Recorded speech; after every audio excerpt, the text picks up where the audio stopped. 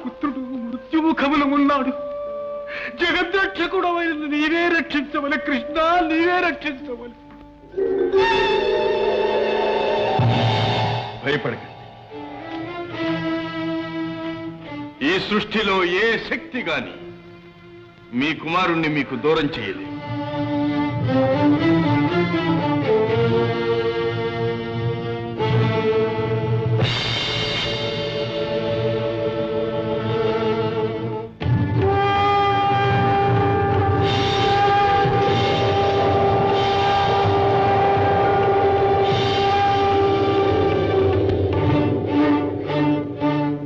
పరేతనాథ, పరంధామ, ఆ పాంచజన్య శంఖారావమేమి, ఈ ఆకస్మిక ఆగమనమేమి?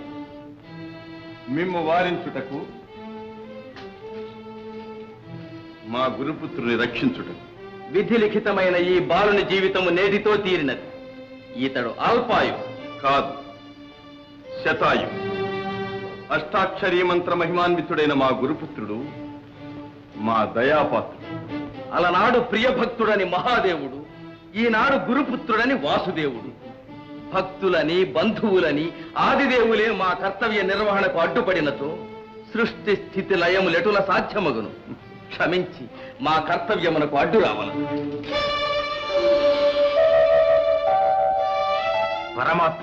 పరమాత్మ కరస్పర్శ చేయి. ఈ జీవాత్మకు నవచైతన్యము సంప్రాప్తమైనది.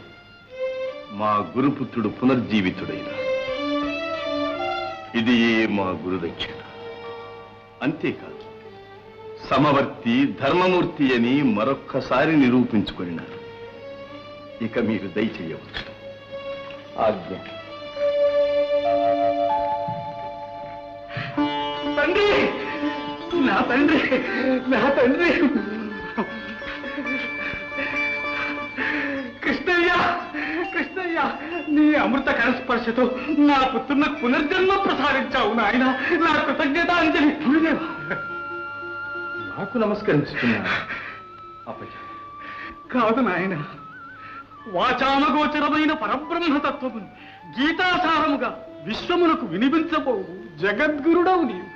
జగద్గురువునకు గురువులు నమస్కరించుట సదాచార సమ్మతమే కృష్ణయ్య. నిన్న కుచేలుడు, నేడు సాందీపుడు, రేపు ఇంకొకరు, ఇలా అనాథులమన్న వారందరినీ అందలమెక్కించిన మా ప్రభుత్వం ఎట్లు కొనసాగును? ఎవరినని ఏమి లాభము? మీ ముద్దుల తమ్ముని అడుగవలి గాని. అదే మహర్షి, ఈ కృష్ణునితో ఎటుల వేగవలనో తెలియకున్నది. అల్పజ్ఞుడందమా సకల శాస్త్ర పారంగతుడు, అసమర్థుడందమా అరివీర భయంకరుడు, అమాయకుడందమా అష్టమహిషి పరివేష్టితుడు. అవునవును, మందలించుటకైనా ఇది పసిప్రాయమా? పసిప్రాయము నుండి మా గోవిందునితో ఇదే గొడవ.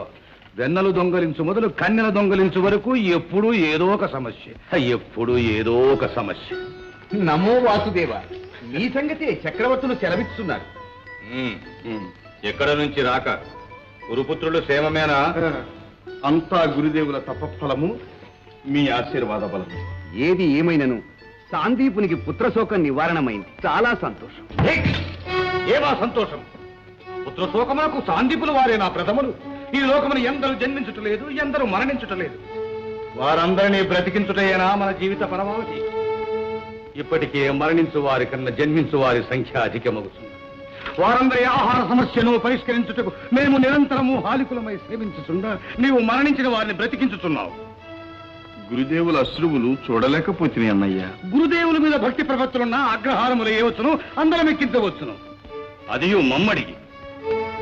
కానీ ఈ విధముగా చచ్చిన వారినిలా బ్రతికించుచున్న భూభారం ఎట్లు తగ్గును? ఏదో మహాసంగ్రామము రాక మానదు. ఆనాడు అన్ని సమస్యలు పరిష్కారము కాగలవు. అగ్రజ, ప్రజాక్షేమమునకై జీవితమును అంకితము చేసిన ప్రభువే నా విష్ణు పృథ్వీపతి అన్న ఆర్యోక్తిని సార్థకము చేయుచున్నాడు. ప్రజా ప్రజా ప్రజా ఎవరా ప్రజలు? నోరు లేని మూగజీవులు. ఇచ్చడి వారున్న అడిగిడి వారికి ఏమి కొరత? ఈ దరిద్ర నారాయణను దూరమగరించుటయే సర్వదా శ్రేయస్సు. అన్నయ్య, దారిద్ర్యం నుండి దుఃఖము నుండి ధరనుద్ధరించి ప్రజలకు సుఖ సంపదలు అందించుటయే కదా పాలకుల పరమావధి. కలిమిలేములు కర్మవశమున ప్రాప్తించు. ఈశ్వరేచ్ఛను మార్చుటకు మనమెవరం? నారాయణ. ప్రజారంజనమును పేర ధనాగారములు దోచిపెట్టిన ప్రభుత్వము నీరసించు. ధర్మమును పేర చచ్చిన వారిని బ్రతికించినా ప్రభుత్వమే మాసిపో. అన్నయ్య, నీ వేదాంతం వినుటకు మాకు తీరిక లేదు. అయినను ఈ రాజకీయములు నీకేలా? చక్కగా వెన్న ముద్దలు ఆరగించుతూ నీ సతీమణులతో అంతఃపురమున సుఖముగా కాలము గడుపు. సామ్రాజ్య పాలనా భారము మాకు విడిచిపెట్టుము.